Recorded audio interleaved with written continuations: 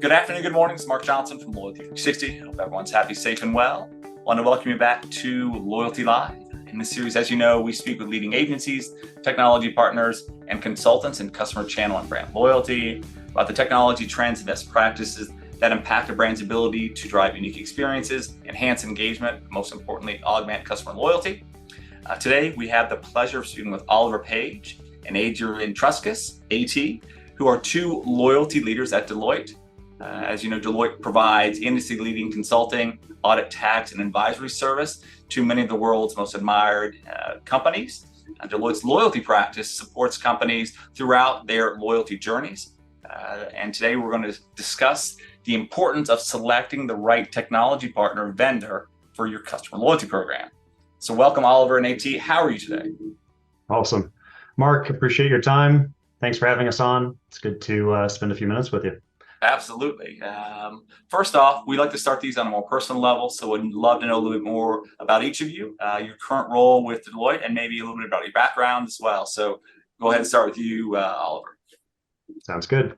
Oliver Page, I'm a partner at Deloitte. I've been at Deloitte now 18 years, which is starting to get a little scary to say. I might start defining my career at Deloitte in terms of how long I've been a partner soon.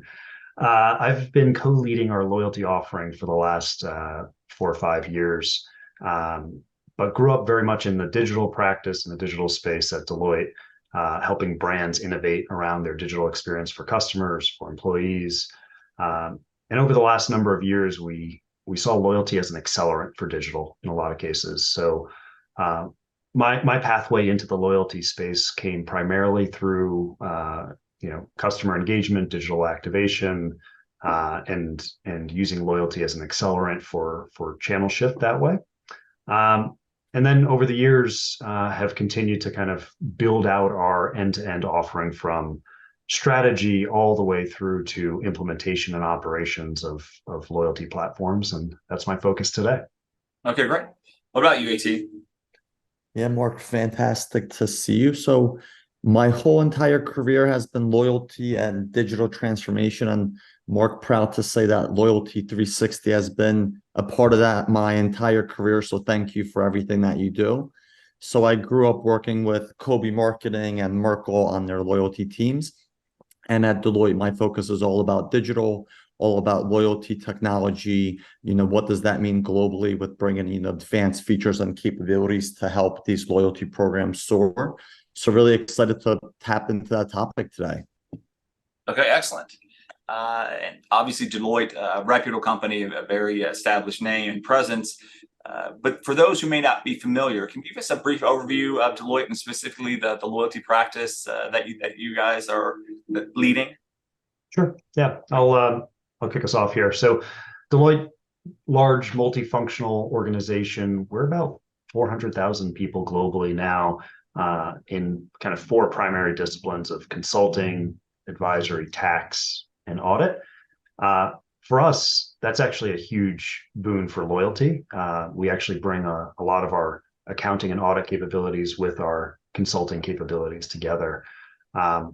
About 6-7 years ago, we started to spot a major trend within the space around how programs are being revamped and modernized, or new programs are being created. So we started to form and mobilize, what was a fairly unofficial practice into a much more official practice. Our loyalty practice now is about 250 people globally, pretty dedicated to the space, spending all of their time in the loyalty space. And it spans, I mentioned this just a moment ago, but from upfront strategy and definition, creating and defining programs, implementing technology, and standing up those operating models to run those programs, but all the way into creating and designing, what the user experiences are like, managing the financials. I mentioned that the accounting side. So what are the rules and compliance and laws that you need to abide by, bringing in some of our accounting colleagues into that. And just providing that end-to-end suite of services. So you can be a light touch, refresh all the way to, run your program with the support of Deloitte. Excellent. I think it's been a while since we've had Deloitte on Loyalty Live. Would love to know more about what may be new with your organization. Most importantly, maybe some of the things you're seeing with regard to customer loyalty. I think you touched on it a little bit, but what's top of mind for Deloitte now when it comes to customer loyalty? Yeah, I think there's a couple major trends happening. There's obviously, I've mentioned this concept of like the refresh, right? People are taking and modernizing some of the legacy technology that programs have been running on for years, decades, even. So airlines, hotels have really started to make pretty significant investment in that space over the last couple of years. And then as another major trend, we've seen a significant geographic shift, right? Companies rethinking programs that maybe started in a certain geography and now they're broadening them out to be more global as their businesses have evolved and changed. And then lastly, innovation has been top of mind, probably top of mind for all areas, but especially in the loyalty space. How do we take advantage of next gen capabilities? Gen AI is obviously a major topic across all industries, but within loyalty, how do you start to embed that into the process? How do you create new flavors and enable that through the technology, such as subscription models, and integrating new experiences into their programs? So it's a gamut, but I would say those are the three major topic areas that we're advising clients on day in, day out. Okay. Interesting. I think it aligns with a lot of things that we see from our brand members. When you look at loyalty tech partnerships, how is that changing? We know that many brands are looking to augment, add functionality, or completely redo the program from a customer value proposition. What are you seeing with regard to loyalty tech partnerships or kind of the technology industry in itself? Yeah, it's a great question, Mark. So I think it's important to say the precipice for everything that we're seeing that OP started talking about in tech or strategy is that our research shows that loyalty leaders are growing 2.5 times faster than their industry peers. So loyalty is a big focus on the strategy and technology side. So I would say top of mind trends. Number one, CDOs, chief digital officers, CMOs are looking to modernize their platforms. So SaaS is very important. A lot of brands are switching technology vendors, so they're assessing what's going to make sense for my ecosystem and my program. Number two, I would say, is this concept of intelligent decisioning. So these manual, static, mass offers or experiences don't really work anymore. We want personalized experiences. When I get an email from my loyalty programs, I expect them to be talking about my history, what I've done, what I want. So kind of creating those experiences, those next best offers are really critical. And then this concept of CDPs are really taken over, the integration between CDPs and loyalty programs, this concept of a living loyalty profile that allows us to really drive these real-time experiences. I think, Mark, those are the three things top of mind for me. Okay. When you look at kind of the state of the industry, what are the trade-offs that brands should consider when building versus buying their loyalty tech? A couple of years back, we saw a big trend of insourcing and building centers of excellence, and now a number of brands like that may not be working. So, what should they consider in the build versus buy discussion? Yeah, I love that. So, the trend that you're talking about, we're kind of feeling that now because we're assessing so many homegrown programs that kind of got stale. We feel like businesses need to stick to what they're really amazing at, and trying to build and manage and innovate on the loyalty program might not be, what they're going to. So I think you have to look at the trade-offs are, do you have a dedicated development, product, QA strategy team that's going to focus on that loyalty platform? And if you don't, going with an expert that's going to maintain it for you, innovate, manage it for you is more than likely the best positioning you can make. And at the end of the day, it really comes down to innovation. The capabilities that you have today are not going to be the capabilities you're going to have tomorrow, next year, especially with everything with Gen AI, all of those capabilities are just completely being accelerated, as well as things like global deployments and localization. If your team isn't specialized in deploying things overseas in Europe, China, Asia, then you probably want to leave that to someone that doesn't specialize in it. So those are some of the things that are top of mind. Okay.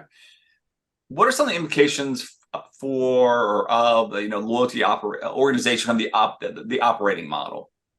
Sure. Yeah. All of this stuff is changing and evolving, right? So AT was just talking about, and Mark, you were just talking about, like, there was the trend of insourcing. Now we're looking at taking some of that loyalty tech and potentially moving it off homegrown to SaaS. Yep. All of that's going to impact the op model. And loyalty it's at the center, right? It touches obviously marketing and digital and the operations of a company, because it's where often loyalty shows up at the front line. If you're at a hotel, it's talked about at check-in. If you're, at an airline, that's also at boarding. If you're at a retailer, it's, as you're scanning, for checkout. So it's showing up at like critical points of these businesses. So that op model, I mean, it needs to be encompassing, it needs to be broad, it needs to take account for the fact that you're going to be integrated and matrixed across, pretty much every function within the business. And not to leave off finance, right? Obviously on the back end, how do you manage it? How do you manage to the margin? How do you manage to make sure that you're driving profitability within the business?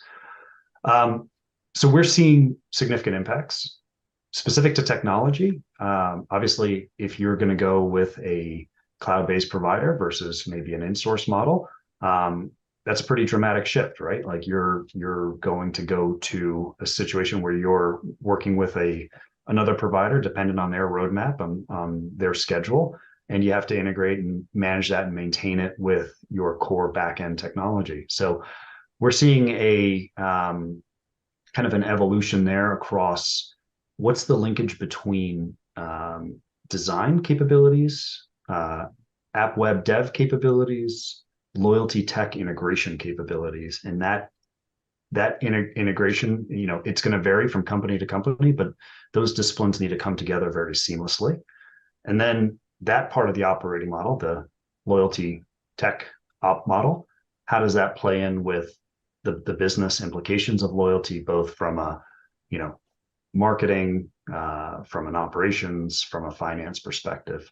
So that's there's definitely a shift there from owning all of your own tech to starting to work with partners and then being really good at integrating that into the rest of your business.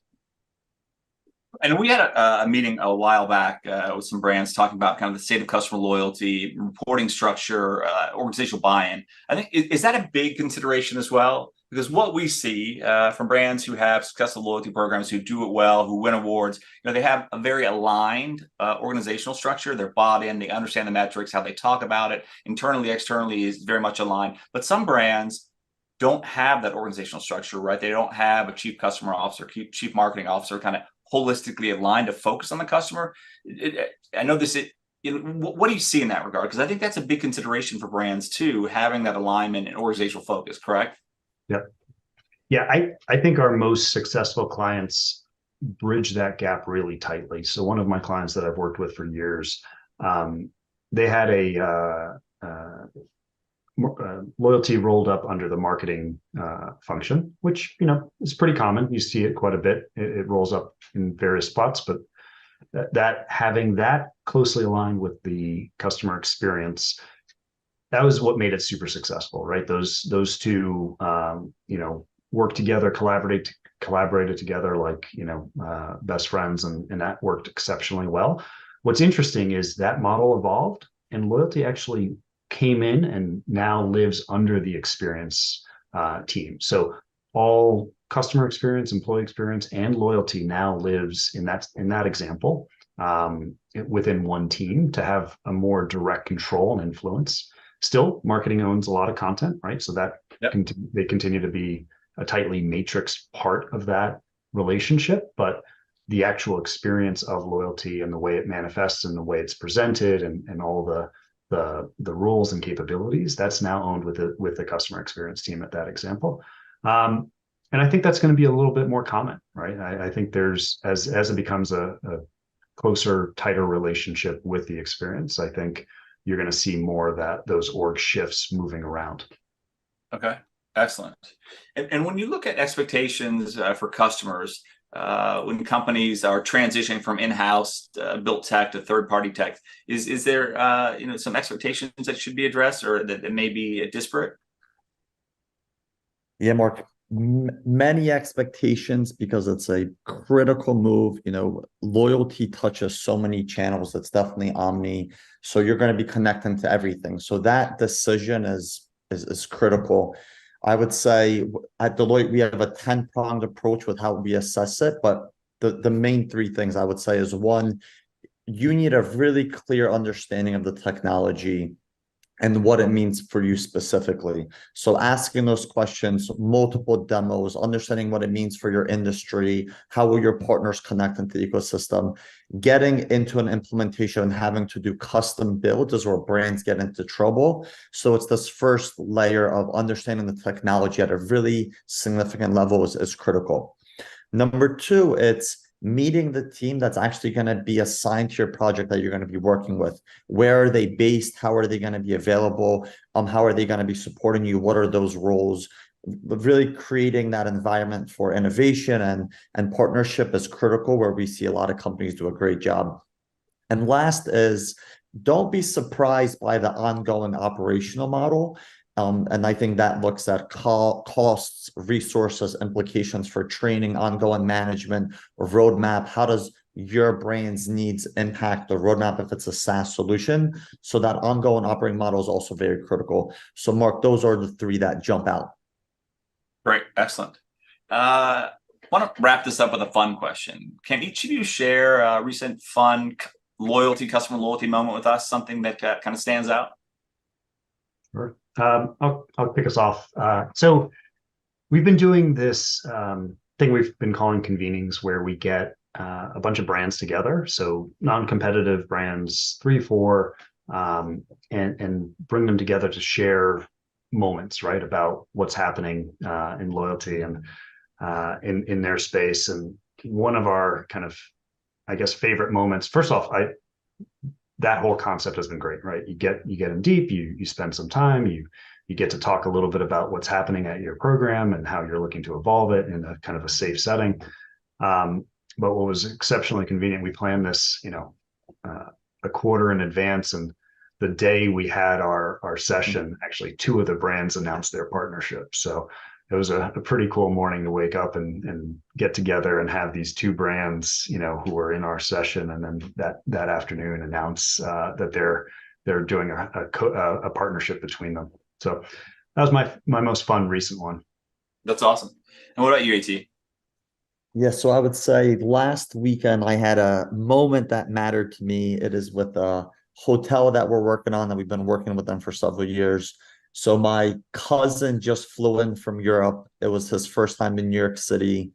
We went to check in. He was ecstatic. I mean, I think he cried when he landed because he was just so happy to be there.